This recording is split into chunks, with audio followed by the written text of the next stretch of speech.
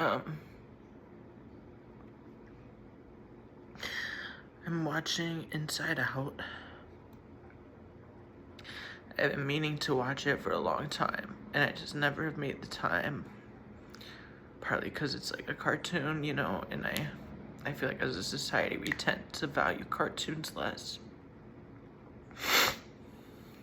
And I didn't think I would be crying. I didn't think I would be like so impacted by this, but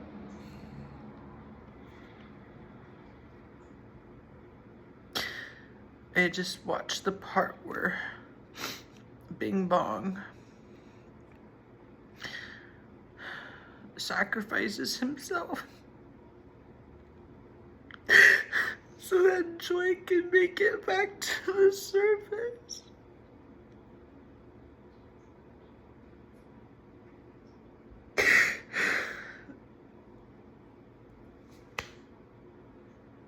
And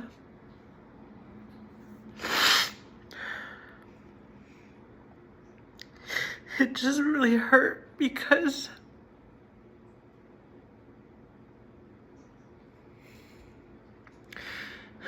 in our healing, there's so many parts of ourselves that we have to give up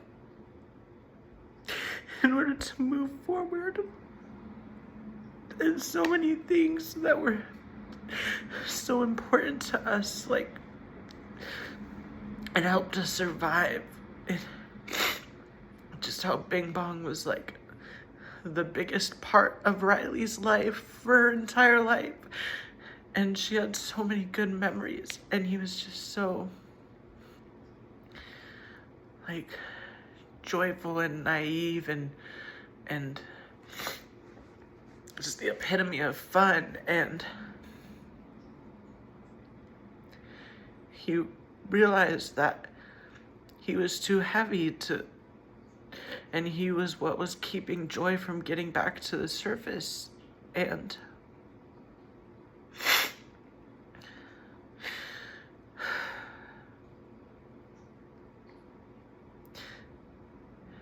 it just, I don't know, it just broke my heart how genuinely happy he was that Joy made it to the surface, even though he was dying and he was fading away. He was celebrating. He was celebrating that she made it back. And he says, "Go and save Riley for me."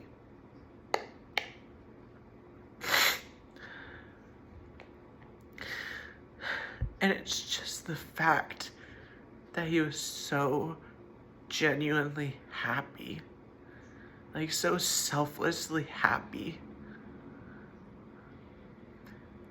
And he was willing, and not even willing, but joyously so happy to sacrifice himself for Riley's good. And I just, like, I feel like there's so many parts of myself that I've lost touch with over the years. And so many aspects of myself that kept me safe that I'm now having to turn my back on in order to move forward. And it really sucks leaving them behind because they helped me for so long. And they got me to where I am today, but I know they're too heavy to take with me. And so I have to leave them behind. And it just really hurts that something that was such a big part of our life, that we have to leave it behind. Like, and it's part of our growth. And it can be such a journey of grief to go through this process. And it's not just parts of ourself, You know, it's not just aspects of ourselves as coping mechanism, and it's also people. And I had to leave behind a person and some people that I really considered to be one of the best friends that I had. And I felt so close with them. And I felt like I had someone who understood me. And I related to them so much. And our relationship was really good for a while. And, you know, as I grew and they stayed stagnant, this rift grew between us. They started to resent me for how I was changing and how they were staying the same.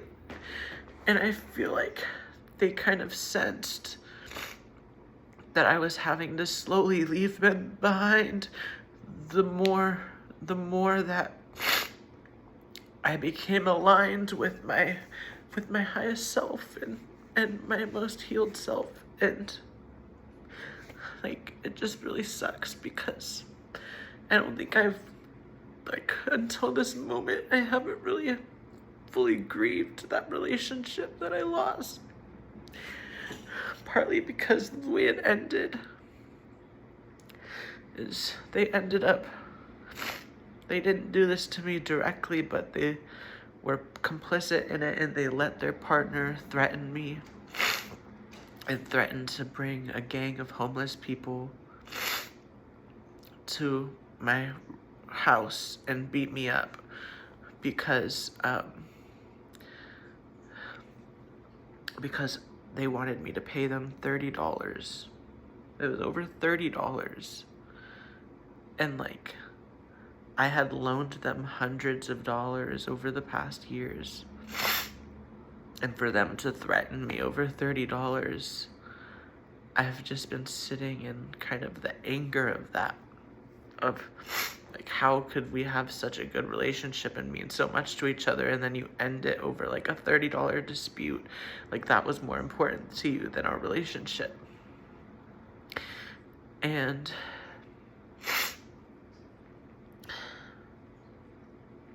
like I said, I haven't really grieved that relationship until now, but like, at a time when I literally had no one, they were there for me when I didn't have family, when I wasn't in contact with any of the old friends I had, when I didn't have any social supports at all. They were there for me, and they got me through. And part of the tension in our relationship was that I was relying on them so much for like emotional support, and quite honestly, they didn't have the capacity to support me in the way that I needed, and that built resentment over time. And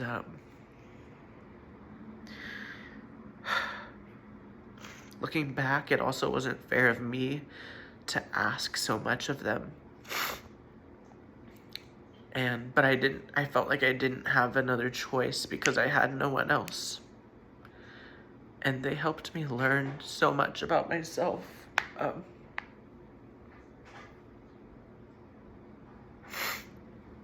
And like, I'm not gonna reach out to them. I don't think that would be supportive for me. I think it's best to leave this relationship in the past. I'm not looking to necessarily reconcile. And I feel like me reaching out would be, and like letting them know how I feel and that I miss them and that I'm grieving this relationship. I just feel like it wouldn't help anything. Given how they treated me, and I feel like if I did open that door, it would kind of be a disrespectful act to myself in going back to someone who like was willing to throw me away over $30.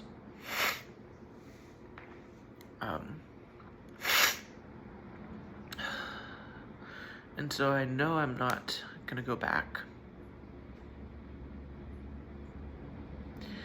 But that doesn't change how much it hurts having to have left them behind and do what's best for me.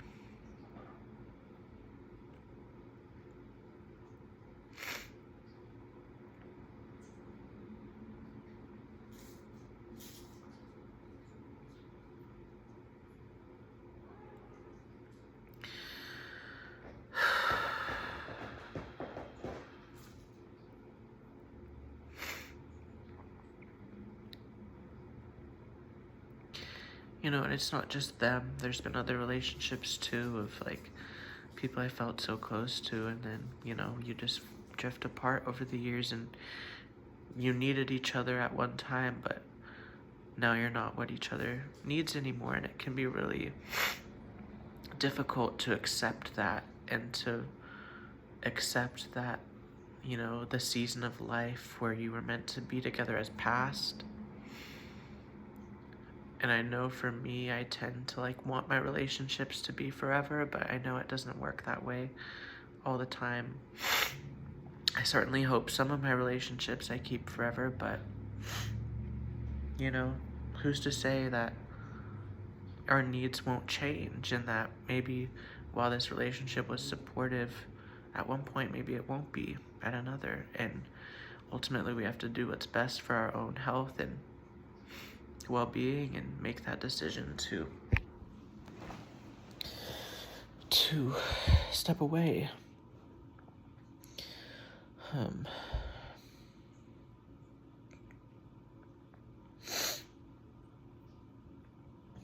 So yeah, it just really hit me as I was watching that.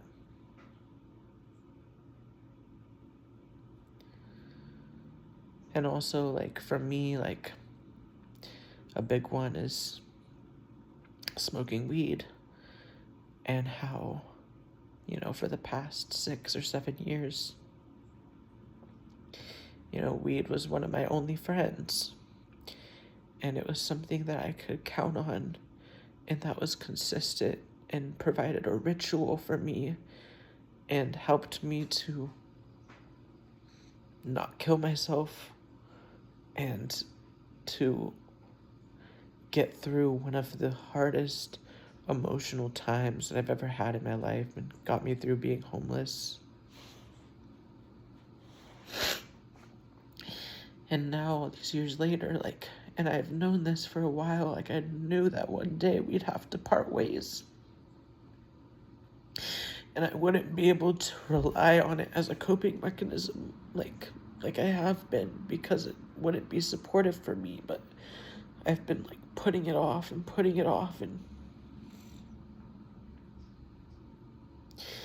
now finally I'm like making the decision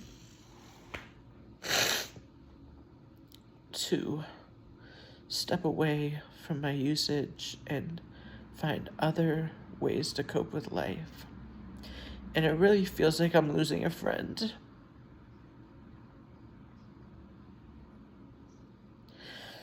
Like, I've felt pretty good since starting my sobriety journey, and I've had so many benefits, but I haven't really even started. I guess I'm starting now to grieve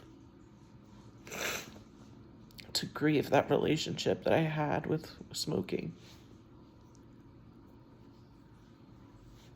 and how I wouldn't be here today if I didn't have that relationship. Like, even as destructive as it's become, and as many negative benefits or negative consequences that have resulted from it, like, I literally would not be here today without it. And I think it's really important that I recognize that, and I think, like, I'm so grateful. I'm so grateful for smoking, because I wouldn't be here.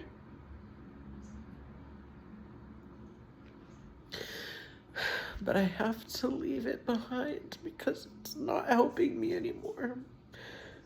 It's keeping me stuck.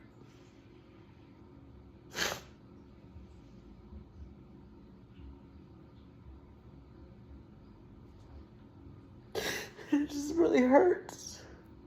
And I feel like we don't talk about this aspect of recovery enough, and there's like this tendency of us in recovery to demonize our drug of choice and view it as this horrible thing that was ruining our life. And I think it's important to acknowledge the negative consequences, but I think it's also important to acknowledge how it got us through and it kept us alive. And like, I'm eternally grateful to the time that I spent smoking, even though, you know, I was the most depressed that I've ever been in my life.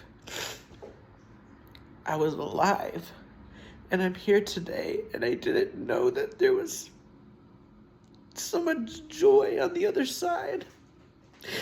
And I would never have gotten the opportunity to experience this joy if I hadn't coped the way that I did. And same goes for my other coping strategies, you know, like being really argumentative and like sometimes hostile towards people. Like, because I was so used to my needs not being met, and I thought that that was the only way I could meet my needs, was by like bullying people into meeting my needs, and like people pleasing. And I learned growing up that I had to please my caregivers in order for my needs to be met, and so I've been spending my whole life trying to please people and keep them happy so that I would survive. And I realized now that that was a lie. It was true. It was true at the time that I really did need to please my caregivers, and it kept me alive and well and healthy and emotionally supported. But now it's not serving me anymore. And I have to let go. My cat's going crazy with the emotional energy that I'm putting off right now. She's not used to me crying like this. I usually don't cry very much. But I'm really grateful for this movie, for bringing this up, for this assignment, for bringing this up. Like, even though, like, I've been mostly watching this movie from an analytical perspective, like a psychological perspective, and taking notes on, you know, how the characters, like especially the emotions, align with like abnormal psychology, such as like joy being representative of mania, you know, sadness being representative of depression, fear being representative of anxiety.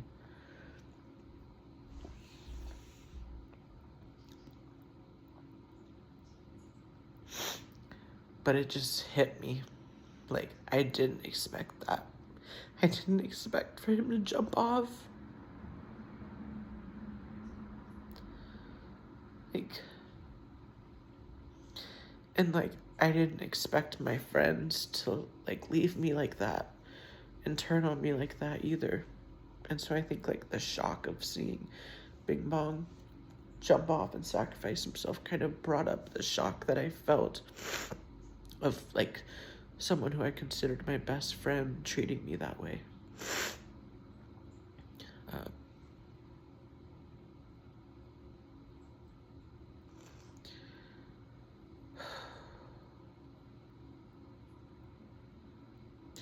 It was just so powerful. And I've seen the meme many times, but I didn't know it came from this movie. Like, where he's like, you made it. And it's like, I've seen those memes of like the parts of myself that I had to leave behind in order to become the person that I am today. And it's so true. I just didn't know it was in this movie, and I didn't know, you know, it would hit me so hard.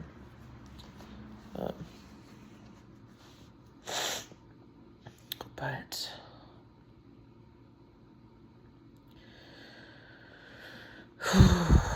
yeah.